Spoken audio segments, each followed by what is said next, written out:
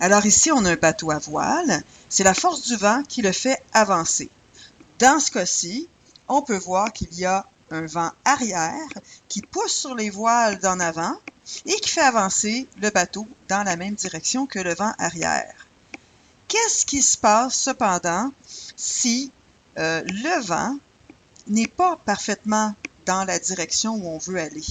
Donc, on n'a pas un vent arrière qui nous pousse directement comme sur la figure ici. Prenons deux feuilles et soufflons maintenant entre celles-ci. Qu'est-ce qui va se passer? Alors, on a ici le symbole dans le fond, des deux feuilles en noir et on a des particules d'air en rouge dans le milieu et en bleu aux extrémités.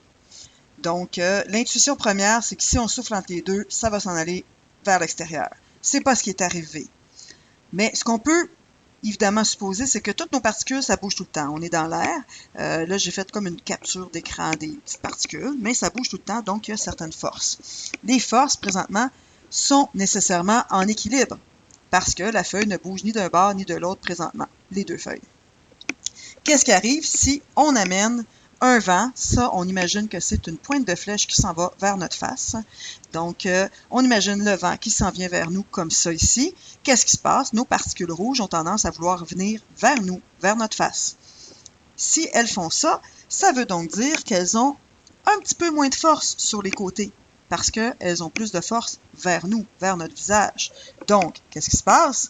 Bien, les forces qui étaient extérieures restent les mêmes, mais celles à l'intérieur sont plus petites.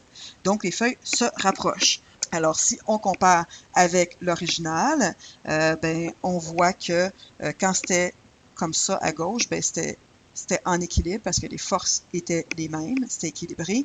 Quand on regarde à droite, les flèches bleues sont les mêmes et les flèches rouges sont plus petites, donc ça se rapproche. Maintenant, on tient une feuille et on souffle sur le dessus. Qu'est-ce qui va se passer?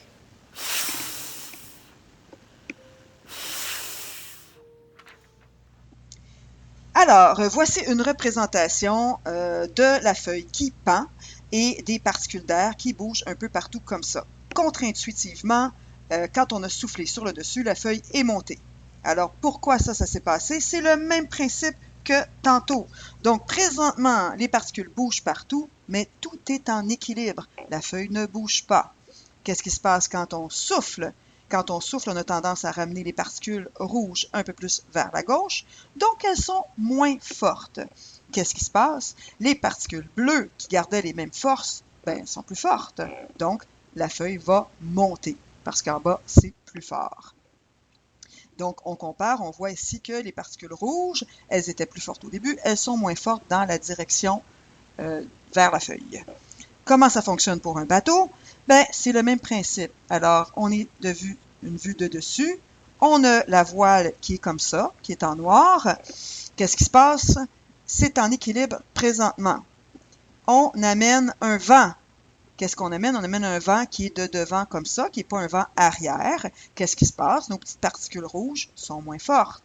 Donc, qu'est-ce qui arrive? Le bleu est plus fort. Donc, il est plus fort, mais on ne veut pas que la voile s'en aille complètement en avant. On veut que ça pousse sur la voile, mais que ça reste comme ça. On attache la voile et ça fait qu'on pousse sur la voile de cette façon-là. Le bateau va avancer. Mais on pourrait penser que, vu que la flèche est vers la gauche comme ça, le bateau aurait tendance à dériver vers la gauche. Pour l'empêcher de faire ça, on lui pose une dérive en dessous du bateau. Donc, ça offre une résistance à l'eau, puis ça empêche le bateau de dériver. Donc, si on revient à notre bateau, on voit quand même que la force est quand même grosse sur la voile. On est dans un mât, on est dans une surface qui est surélevée, qui est au-dessus de l'eau. Qu'est-ce qui se passe? On pousse fort là-dessus. Le bateau va avoir tendance à gîter, donc à pencher quand même sur le côté. Donc, avec un vent qui est plus en avant, le bateau va pencher, mais c'est le fun. Alors, voilà comment on explique qu'un bateau peut avancer contre le vent.